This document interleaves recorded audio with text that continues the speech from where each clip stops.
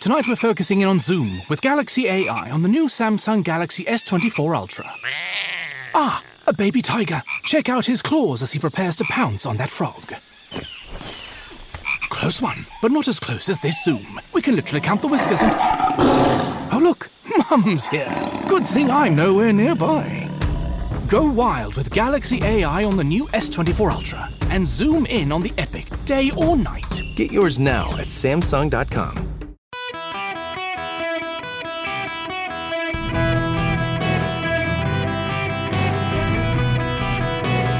Welcome to the Eric Erickson Show podcast, Hour 3. Greetings, conversationalists. Welcome. It is Eric Erickson here. The phone number, 877-973-7425. Should you wish to be on the program, as always, you can text the word Eric, E-R-I-C-K, my name, to 33777. Sign up for the show notes. Get all the latest on what's going on. We will, by the way, if you're a subscriber to the show notes, you can either text data to 33777 and just get a link to the show notes, or Eric to 33777 and get the link to the show notes and to the podcast and all that stuff. But subscribe to the show notes email.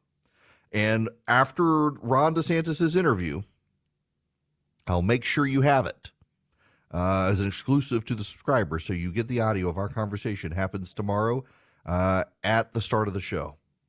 Now, I gotta, one of the things we've commented on regularly here, listen to me and that royal we. One of the things I have commented on, not we, although some of you have as well, is how it's always the Republicans pouncing and the Republicans who are culture warriors. Republicans are the ones who say, you know what, we're tired of this garbage, this far, no further, status quo. And somehow we're the culture warriors. We are not the ones trying to push puberty blockers on kids. Yet somehow we're the ones attacked as being the culture warriors. And now Politico, which has always been pretty left-wing and is even more so these days, wants you to know House Republicans are relighting the flames of their gas stove culture war. Republicans did not start this fight. Democrats are the ones who said they would ban gas stoves. Democrats are the ones who have been trying to ban gas stoves. What's hilarious is that it links this sentence, House Republicans are relighting the flames of their gas stoves culture war. Gas stoves culture war is linked to a piece from January, what the right's gas stove freakout was really about. The subheading, the Biden administration isn't proposing to outlaw fossil fuel powered appliances, but they're at the center of a growing nationwide debate about city and state gas bans and the latest Washington culture war, where literally the Biden administration said they were considering banning gas stoves.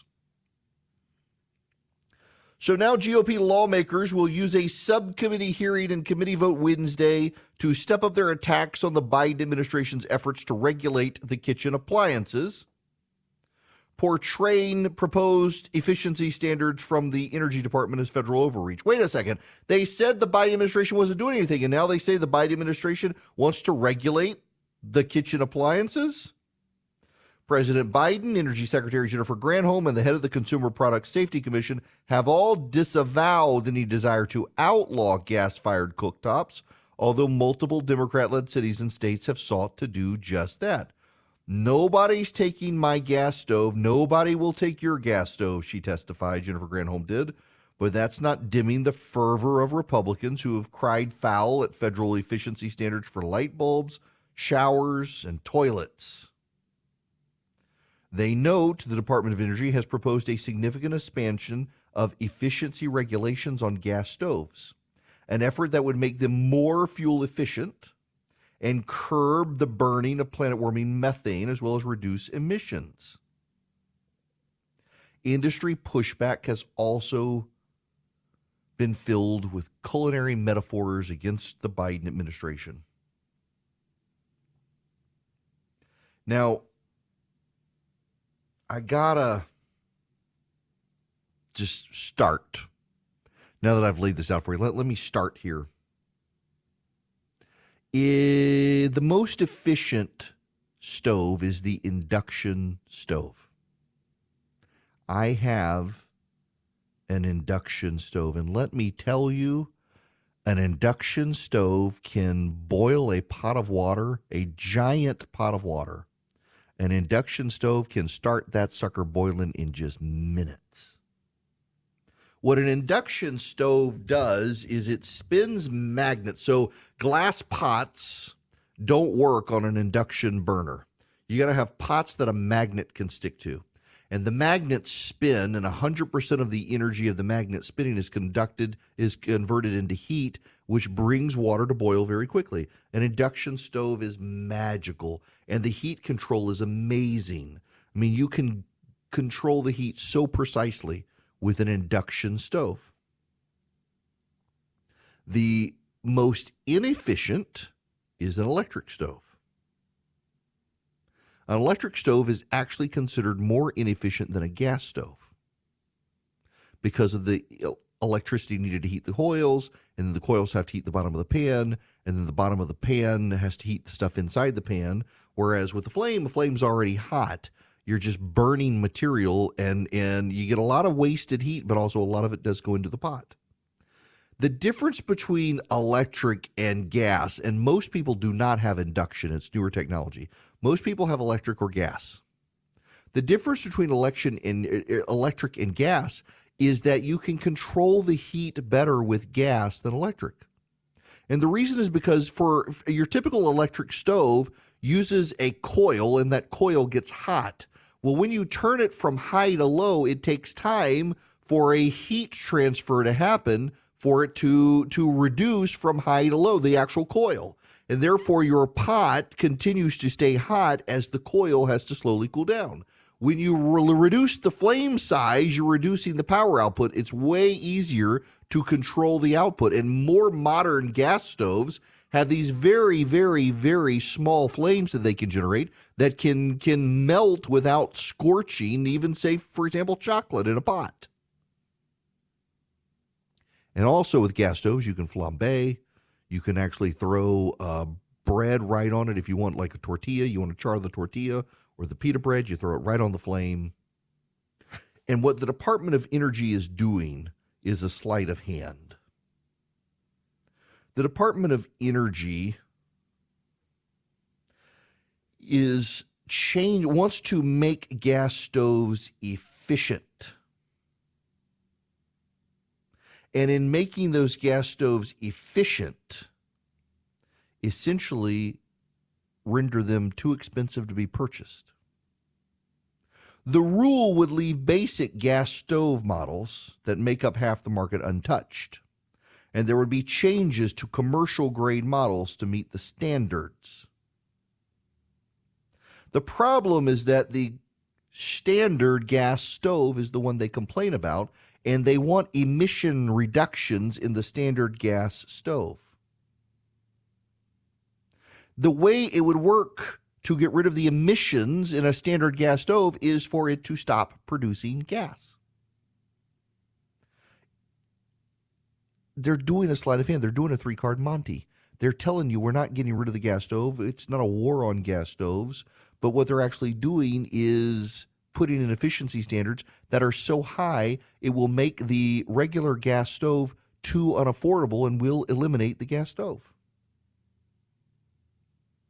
You won't be able to get a consumer gas stove that can meet the efficiency standards. You'll have to pay an arm and a leg to get one of those high-end ones. Like I want, whenever I have the money, if I can ever really grow this radio show and start bringing in the money, I want a big house. And in my house, there's this company called Wolf, and Wolf makes these ranges, and these ranges have a big griddle in the middle, so you can do pancakes or burgers and stuff, and then they've got like 6 burners. It's this massive thing, 2 ovens underneath it. It's gas on top, electric ovens. I want one of these. It's like $10,000 or more.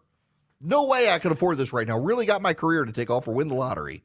Fly Priority Jet, have my Wolf gas stove. I want one, giant. They're the commercial grade prosumer model. The problem is the standard when you think of gas stove like your grandmother had in her house, like my parents have in their house, you're not going to be able to buy them anymore because they won't be able to meet the efficiency standards. That's why they're saying they're leaving those alone and they're focused on the commercial higher end models, because the commercial, the consumer end ones, you're not actually going to be able to get anymore. To comply with standards that they say they're not going to have, they actually want emission standards, and the emission standards they won't be able to meet, and so they won't be able to make them at a price point you can buy them. So they're not technically banning them. They're just making them too expensive for you to buy. It's a sleight of hand. It's also one the GOP can win on. Increasingly, the environmentalists and the population control people, they're all the same people. They're just driving up the costs on the poor and the middle class. And the poor and the middle class are responding by voting for their economic interests for Republicans. It is the rich white wokes who are voting Democrat. And the poor non-white people in the Democratic Party are moving to the right because their costs keep going up. Inflation keeps going up. This is one of the things I want to ask Ron DeSantis about tomorrow. When he calls in, I want to ask him, nationally, you are known as the man fighting Disney. You're known as the man who passed the Parental Rights and Education Act that the media called Don't Say Gay bill. But the number one issue for voters, Republican and otherwise, is cost of living in the economy. Talk about that.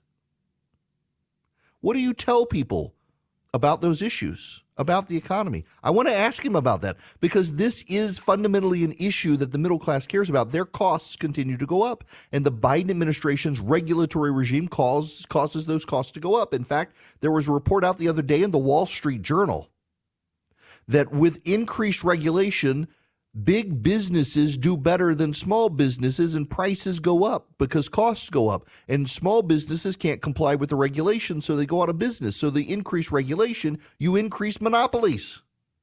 It's what the Biden administration wants. They want to prop up the Fortune 500. They call the GOP the party of the rich, and they're the ones passing the policies to keep the rich in power. The gas stove is another example of this. It's a winning issue for the GOP. And frankly, it is a culture war front because people understand the Democrats are destroying their way of life. And it's all about population control. You grow your costs, you hinder people's ability to have kids. You put everybody in a tin can to drive around that takes an hour to charge, you can't have as many kids. You raise the cost of food, you can't have as many kids. You ruin schools, dumb down kids, you can't afford private education, you disincentivize people having kids. It's all about population control. It's all about controlling you. And it's all something that the American people are beginning to reject. And in rejecting, they're voting for Republicans who are promising increasingly to have their back on these issues. It's a culture war front I don't think the Democrats can win on if Republicans, however, prioritize the big issues first: jobs, crime, the economy, and then make this stuff kind of the overarching tie-in that the Democrats are ruining everything. Greetings and welcome. It is Eric Erickson here. The phone number, 877-973-7425. Should you wish to be on the program, let me go to the phones here. Sandra, you're going to be up next. Welcome to the Eric Erickson Show. Hey there. Thanks, Eric, for taking my call. I must be the only person in the known universe that doesn't use Twitter. God bless you. For a reason. Well, it would be my own worst enemy because I'm too opinionated, so I need to stay away from it. However, I want to listen to the 6 o'clock Twitter Spaces, so I've downloaded the app, but I have no idea where the spaces are. Can you enlighten me? Yes. Okay. Yeah. So Twitter Spaces is a product came out called Clubhouse a while back. It was this dumb app where basically it was audio group chat. It was like the phone, and you could listen in on people's conversations. So Twitter deployed it. So if you've got the Twitter app on your phone, you'll see little icons at the bottom. It's like a house, a magnifying glass, and then something that's supposed to look like a microphone in the very center. And that is Twitter Spaces. And they highlight, for example, I'm looking at right now these ongoing chats, Twitter Spaces happening on news stuff. But if you scroll down, you see one that says DeSantis 2024 launch live discussion as primary war begins. And you can set a reminder for these sorts of things. What you will see when the spaces go live this evening, you will see it highlighted in that little microphone button, and you just click the button. You see all the Twitter spaces. You click the Twitter space you want, which will be on Elon Musk and Ron DeSantis, and you'll be able to eavesdrop in on the conversation. All right, I can do that. Now, it's not intuitive. I got to tell you, it's not an intuitive thing. Essentially, Twitter's trying to be everything to everyone, kind of like Instagram is becoming. Instagram is actually about to launch a Twitter competitor. But with Twitter right now, you can click on the Spaces microphone, and then you'll be able to see DeSantis and Musk conversation. You'll see a purple box. You click that box, and you can just listen in on the conversation. Well, I'll be eavesdropping away. I figured you would probably have a link to it in your daily feed, but I'm not going to. So I will probably push something out later, but they don't generate those links early, so you can't. It's one of the downsides of it. There's no RSVP that you can use right now. They just expect you to show up. You can also go to you can go to the Twitter website. If you go to just twitter.com, you'll see them all listed at the very top. You'll also see the microphones there, so you can get the Twitter spaces and listen to the conversations. It is not intuitive. But I do have to say again, and Sandra, thanks for the phone call. All these people saying, "Oh, he's so online. I can't believe he's doing this." That was why you people loved Donald Trump in 2016, because he was on Twitter and could control the narrative from Twitter. And now with DeSantis, you're like, "I can't believe he's on Twitter that much. He's never on Twitter." This is why it's actually a big deal. This is not something that is regularly done. And then he is going to go to Fox News. Trey Gowdy gets the first TV interview after he's in the race. I am interested to see out of the gate how he does this. He's certainly been testing and polling messages to stop Donald Trump. We'll see how it works. Now, let me tell you how Advantage Gold works. You go to them and you ask them about investing in precious metals, and they can get you the precious metals. You got to buy them, but you can get them from them at a very reasonable price. And then they also talk to you about the compliance issues. You may not know this, but the Internal Revenue Service, and Advantage Gold did not tell me this, I actually happened to read a Wall Street Journal article on this, actually disqualified some people from owning precious metals because they were keeping them in like a jewelry box with their earrings and rings and stuff. And they're like, no, you got to have like a safety deposit box or something. You got to be able to store them and segregate them from the rest of your precious metals. Advantage Gold will give you a free gold IRA investment kit that tells you what you need to know to comply with the rules for 401ks, for IRAs, for general investment strategies. Their phone number is 800-450-2566. With all the turmoil in the world and the like, you can go to Advantage Gold, and if you're interested in precious metals, and get their help. 800-450-2566. That's 800-450-2566. And let Advantage Gold answer your questions. Get the free gold IRA investment kit. Hello there. Welcome. It is Eric Erickson here. I got an email from someone earlier asking for, I think they misheard me about videos. The what is it? The Sisters of Perpetual Indulgence or whatever it is. Go and send some more people. The drag queens and the like who have done sacrilegious things with symbols of the Catholic faith. I think you misunderstood me to some degree, but about them doing videos and stuff, and wanted links to the videos because a friend didn't believe him. I don't know where the videos are. I know this is what they do. I've read the description of what they do, but Meg Basham, who writes for the Daily Wire, has now put up a video where you can watch two members of this group. One of them, a very scantily clad man who appears to be crucified, who's the Jesus figure, and another dude in high heels wearing a bikini grind on the guy and then use a stripper pole and then get the guy off the cross so the guy in the bikini and high heels can grind on the cross as if he is having sexual relations with the cross. And that's the group the Dodgers have chosen to honor. And this video is out there with a crowd. It is rather obscene. The one guy, I don't even want to begin to describe this stuff for you. It's just vulgar and vile, and it's what the Dodgers have decided to side with, making a mockery of the Christian faith. If they did this to the Prophet Muhammad, well, you and I know they never would, and you and I know why. And that's just very telling. Now, to the phones we go. Bob, you're going to be up next on the Eric Erickson Show. Welcome. Hey, Eric, how you doing today? Good. How are you? Fine. Eric, I confess I'm calling you because I'm ignorant. I went all the way through graduate school, and I thought that our Constitution provided for three branches of government: executive, legislative, and judicial. And I never understood that the judicial branch could delegate to the legislative branch that they could set up their own courts and hold court, or the executive branch could delegate its police power to the legislative. So my question is, first of all, I'm irritated because Congress, without regular order, passes 2,000-page bills in the middle of the night, which thou shalt and thou shalt not, gives it to the executive branch. The executive branch then writes laws that if I break these rules they put up, I can lose money, I can go to jail, I can lose my property. Why can the Congress not have to have those laws come back, those rules, and they have to approve them? Because the automobile standards, emissions, the stuff about gas stoves, none of that stuff could pass Congress on a roll call vote. Oh, absolutely.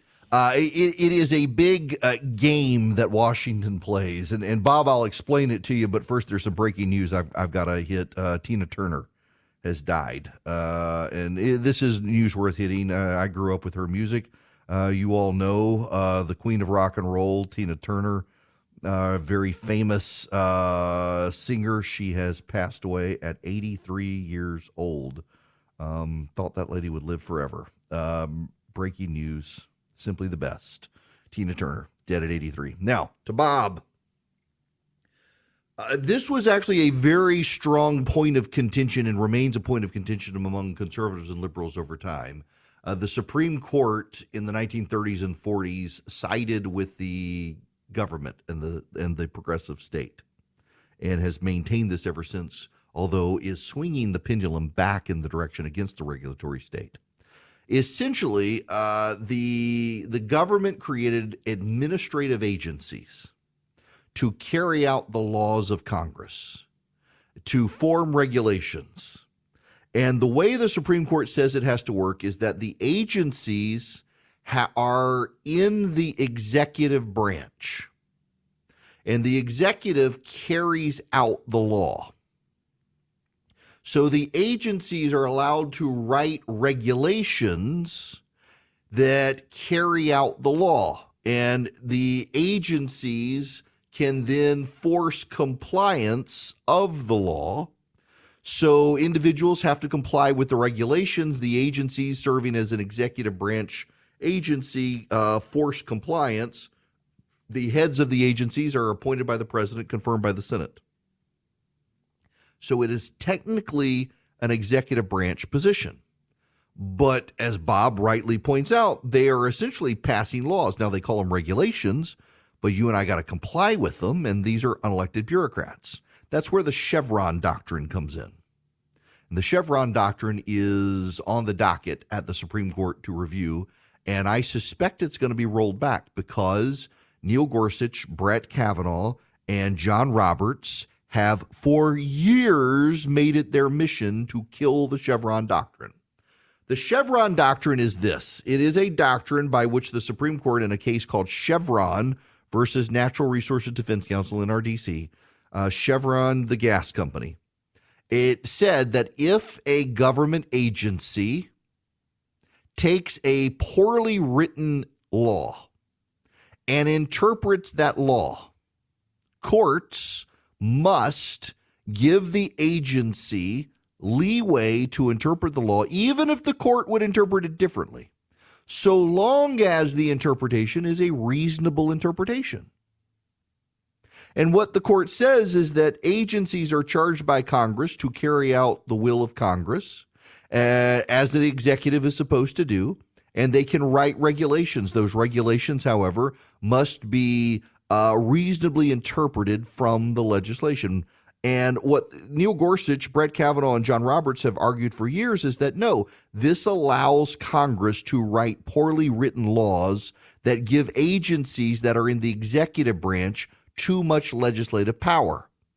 That the agencies are in the executive branch, so the only regulations they should be able to write are the natural, probable legislations to come from clearly defined laws.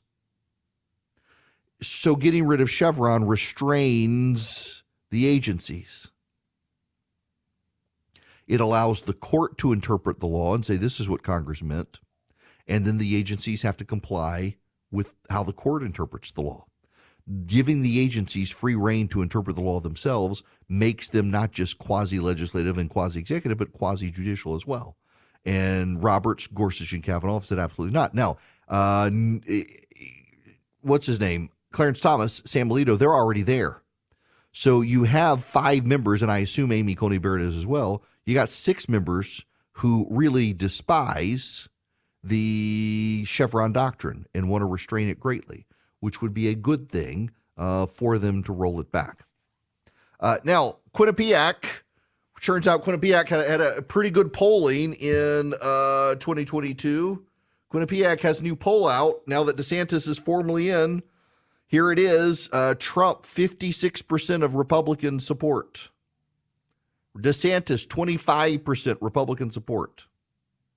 Nikki Haley, 3. Pence, 2. Tim Scott, 2. Chris Christie, 2. Vivek Ramaswamy, 1. Glenn Youngkin, 1. Chris Sununu, 1. Kristi Noem, 1. Larry Elder, 1. Trump, 56. DeSantis, 25. If DeSantis consolidates all the other support, everybody else drops out, he doesn't even make it 50%. Now, the DeSantis team will tell you when you expand out the polling, you find that in the national polling, he beats Biden, Trump doesn't. And also that the Trump number is a ceiling, and you start attacking him on Fauci and his decisions, then suddenly his numbers start to go down. You think it's also going to be a grassroots ground game. They intend to motivate their voters.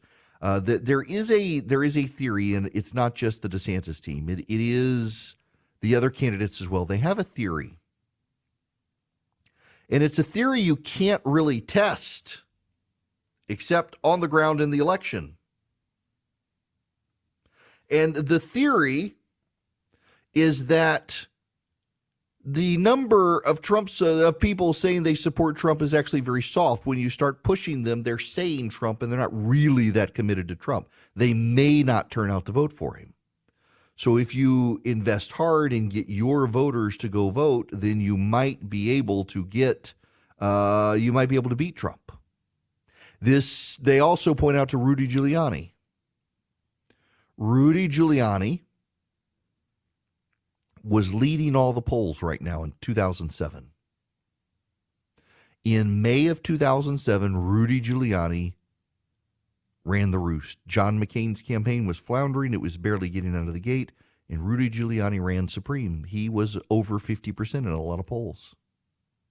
And the DeSantis team points to that and says, hey, this is just like that. Now, I don't agree because Trump was an incumbent president, known quantity, but I'm sure there is some softness there. He can pick it up, but it's going to be interesting. Now, I want to make a big pivot because Bob's call kind of threw me off here from what I was going to talk about. I want to talk about a story.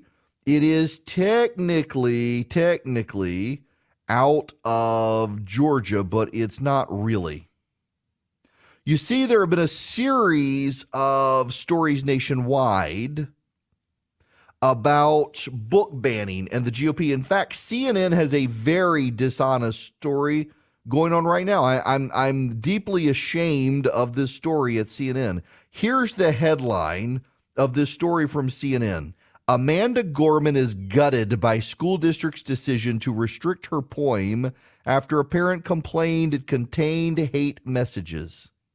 The acclaimed poem written by Amanda Gorman for President Joe Biden's inauguration was moved from the elementary section of a Miami-Dade County public school after a parent complaint and school review. A parent of a student at Bob Graham Education Center, a kindergarten through 8th grade school in Miami Lakes, objected to Gorman's poem, The Hill We Climb, for which they erroneously listed Oprah Winfrey as the author, according to a document. It is not educational and of indirectly hate messages, the complaint said, with spelling errors. The same parent made similar complaints about Love to Langston, a poetry-based biography of black poet Langston Hughes. A materials review panel at the school declined to remove the books from the school entirely, but did decide that the Gorman poem and 2 other disputed items belonged in the middle school section, which is for grades 6 through 8. Wait a second. You're telling me they didn't get rid of the book? I mean, the headline is Amanda Gorman is gutted by school district's decision to restrict her poem. They didn't restrict the poem. They moved it to the 4 to 6th grade section of the library from the K through 3 section where the kids can't even read the poem. And she's gutted at censorship. This is such a scam. And CNN's doing. The Washington Post did a big story yesterday about Forsyth County, Georgia. The Department of Justice, I believe it was, or maybe the Department of Education, ruled that the Forsyth County schools in Forsyth County, Georgia, may have violated civil rights rules by removing books from a library. They curiously, in the Washington Post story, did not list the books. They didn't list the books. Someone on Twitter listed the books. The books were in an elementary school library in Forsyth County, Georgia. They were pornography, explicit pornography, explicit pictures of people having sex. The Washington Post didn't say anything about it. You know, it's always very curious in these stories that they don't actually tell you the full story. They don't tell you what books were banned, so you can't go see for yourself. The Washington Post, even the local paper in Atlanta, wants you to think that the school system could be in trouble for civil rights, for removing books from an elementary school library. The books they removed have explicit depictions, graphical depictions of sex. They just can't be honest, can they? The media is so in with the wokes on this stuff, so in with the groomers. They cannot be honest about what's actually happening. You remove graphical depictions of sex from an elementary school library and they accuse you of banning books. By the way, the books aren't banned. They were just moved to high school libraries. Same in Florida. They came out with a list, some activist group, on books that were banned in Florida counties in their school systems. People went and checked. The books are still all there. The books are still there. They haven't been banned at all. The media continues to lie, advancing the groomers' agenda, which is why so many of these Republican candidates are going to bypass the media, as they should. I do not want you to bypass Patriot Mobile. I want you to go there to patriotmobile.com/Eric. They are Christian conservatives. They provide cell phone service. And all you have to do is move your service to them. You get guaranteed great service. They use the same cell towers you're already using. And then they take their profits and give them to the causes you care about. From the Second Amendment movement to the pro-life movement to conservative candidates, that's what they do. It's why they were designed. It is their motivation. They share your values. They fund the causes you care about, and all you have to do is move your cell phone service to them. You can keep your existing phone number. You can probably even keep your existing phone if it's unlocked. So there's very little disruption. You're just suddenly not getting the bill from your current cell phone provider. You're getting it from Patriot Mobile with the same phone number, and if you have an unlocked phone, the same phone. And you're getting guaranteed great service. You're probably already using the same cell towers. So you go to patriotmobile.com/Eric, or you call them 972-PATRIOT nationwide, 972-PATRIOT. Tell them I sent you. You get free activation with my name. They are great people. They share your values. They fund the causes you care about. patriotmobile.com/ERICK. Hi there. Welcome. It is Eric Erickson here. I want to go back to the phones here at the end of the show. John, you're going to be up next. Welcome to the show. Eric, great show. Hey, I'm a two-time Trump voter, really excited about DeSantis, interested in your thoughts on what I think was the greatest political blunder in my lifetime, which was the appointing of Anthony Fauci and turning over the world's economy to him. What's DeSantis going to do with that?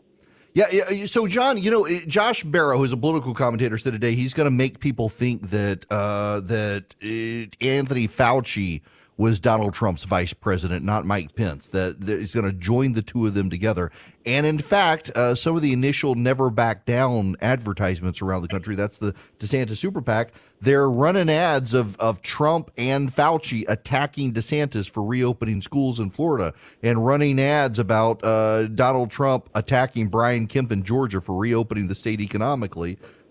They absolutely intend to make Tony Fauci part of the Trump administration, as he was, tie Donald Trump to him and say essentially Donald Trump, on the biggest moment of his presidential career, a global pandemic, botched everything and elevated Anthony Fauci to the platform Anthony Fauci had.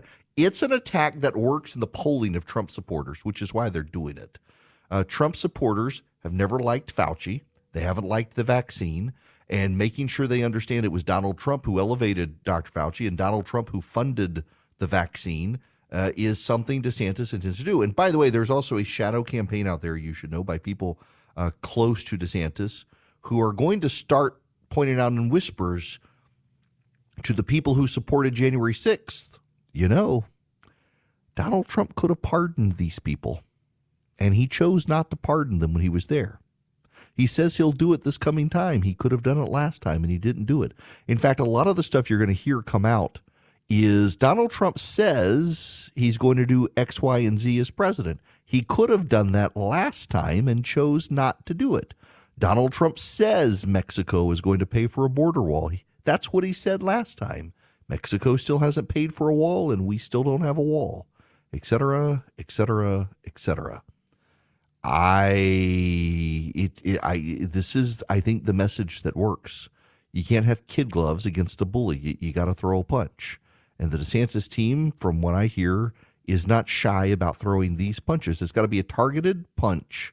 It just can't be like throwing everything at him. You got to throw the stuff that makes sense. And hanging Fauci around Donald Trump's neck makes a ton of sense if that's the direction the campaign goes. And my belief is that's the way the campaign is going to go.